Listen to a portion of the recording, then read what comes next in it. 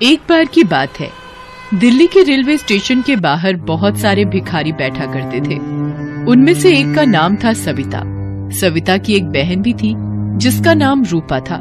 रूपा 7वीं कक्षा में पढ़ती थी।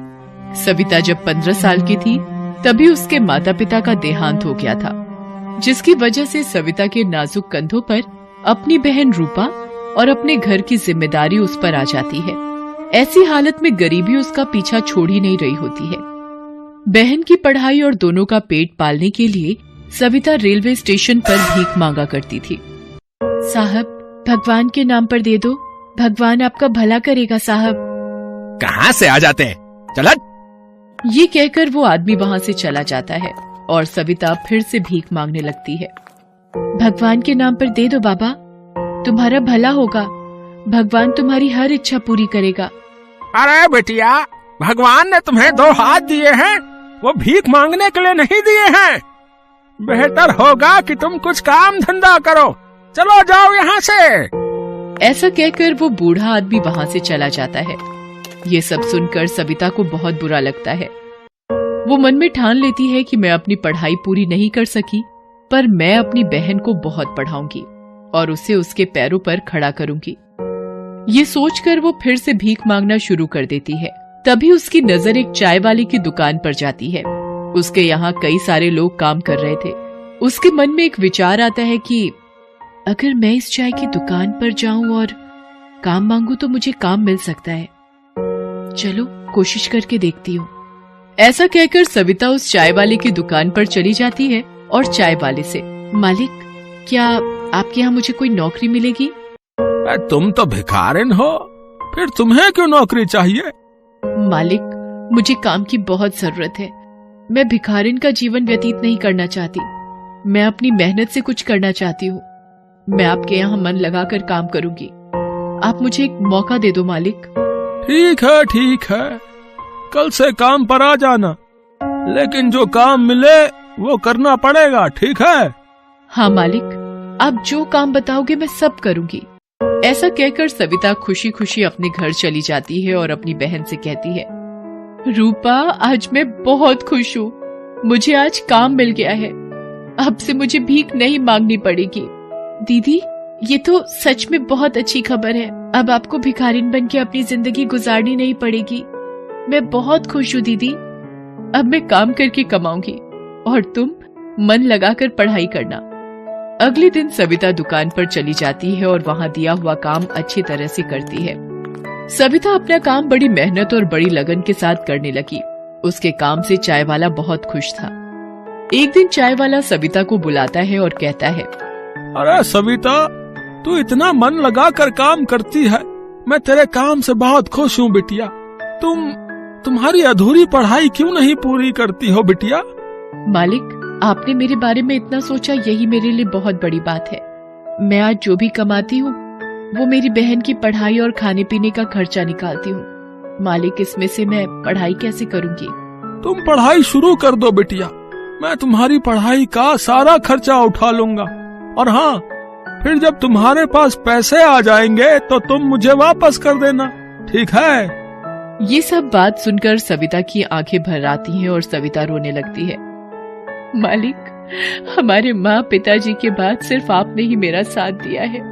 आपका ये एहसान मैं जिंदगी भर नहीं भूलूंगी। चलो अब काम करो, और हाँ, आज से रात के स्कूल के लिए एडमिशन करा लो, ठीक है? जी मालिक। ऐसा कहकर सविता काम करने चली जाती है और शाम के समय नाइट स्कूल में अपना एडमिशन करा लेती है। ये सब सविता के लिए एक सपना ही था और सविता सोचती है कि अगर मैं कुछ और काम करूं तो पैसे भी मिलेंगे और मालिक का थोड़ा कर्जा भी चुका दूंगी।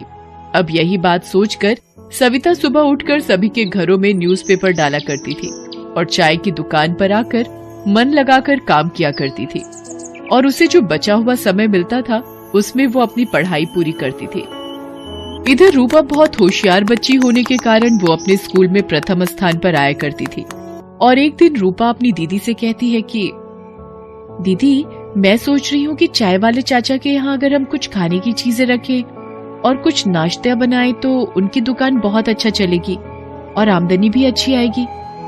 तुम्हारी कल्पना बहुत अच्छी है रूपा, मैं मालिक से बात करके देखती हूँ। अगर उन्होंने हाँ कह दी तो हम उसमें बहुत मेहनत करेंगे। हाँ दीदी, मुझसे जो बन पड़ेगा वो मैं मदद करूंगी। हाँ रूपा, मगर तुम सिर्फ तुम्हारी पढ़ाई पर ध्यान दो, बाकी सब मैं देख लूंगी। हाँ दीदी। सविता चाय वाले की दुकान पर चली जाती है। अरे सविता बिटिया, आज कैसे देर हो गई तुम्हें? मालिक, आज थोड़ा काम था, इसीलिए मुझे देर हो गई। मालिक, मैं सोच रही थी अगर हम चाय के साथ कुछ खाने की चीजें रखेंगे तो हमारा धंधा और अच्छा होगा। ग्राहकों को एक ही जगह खाने की बहुत सारी चीजें मिल जाएंगी और हमारा धंधा भी अच्छा चलेगा। तुम्हारा विचार तो बहुत अच्छा है, लेकिन तुम्हें ये काम खुद ही करना होगा बेटिया। अब मेरे से तो कुछ होता नहीं बेटिया। मालिक, मैं सब देख लूंगी, आप काम की चिंता बिल्कुल मत करो। ठीक है, तो मुझे कोई आपत्ति नहीं है। ऐसा कहकर सविता चाय के साथ कुछ खाने की चीजें भी रखती है।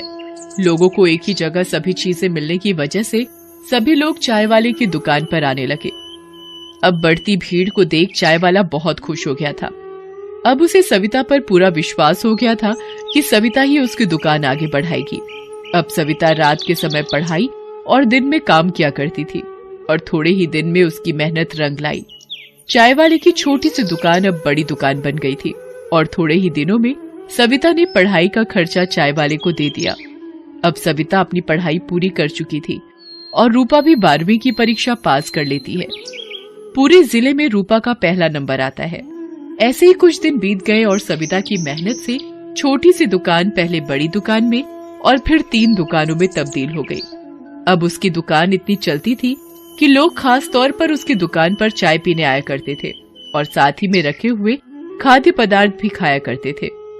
एक दिन चाय वाला सविता के पास आया और बोला, तुमने तुम्हारे बलबूते पर इस चाय की छोटी सी दुकान को एक होटल में तब्दील किया है बिटिया।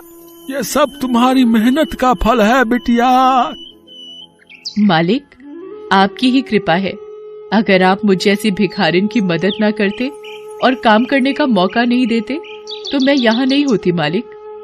चलो, अब बहुत हो गई मेरी तारीफ सविता बिटिया। तुम्हें मौका देखकर सच कहूँ तो मैंने अपनी किस्मत चमकाई है। तुम्हारी ही वजह से मेरा चाय का धंधा छोटे से बड़ा हुआ है और मैं चाहता हूँ कि तुम इन 3 चाय की दुकानों में से एक को संभालो। आज से वो दुकान तुम्हारी ही है, समझो। जी मालिक, आप जैसा कहेंगे वैसा ही होगा। मैं वो दुकान अच्छे से संभाल लूंगी। अब सविता और रूपा पढ़ लिख कर बड़े बन जाते हैं और अब भिखारी से एक होटल के मालिक बन जाते हैं। रूपा भी पढ़ाई करके एक अच्छी कंपनी में जॉब करती है। सविता और रूपा दोनों अपनी जिंदगी बहुत खुशी खुशी व्यतीत करते हैं। हेलो दोस्तों, कैसे हैं आप सब? हमारी कहानियाँ देखने के लिए हमारे चैनल को सब्सक्राइब कीजिए और हाँ, बेल आइकॉन पर क्लिक करना मत भूलिएगा।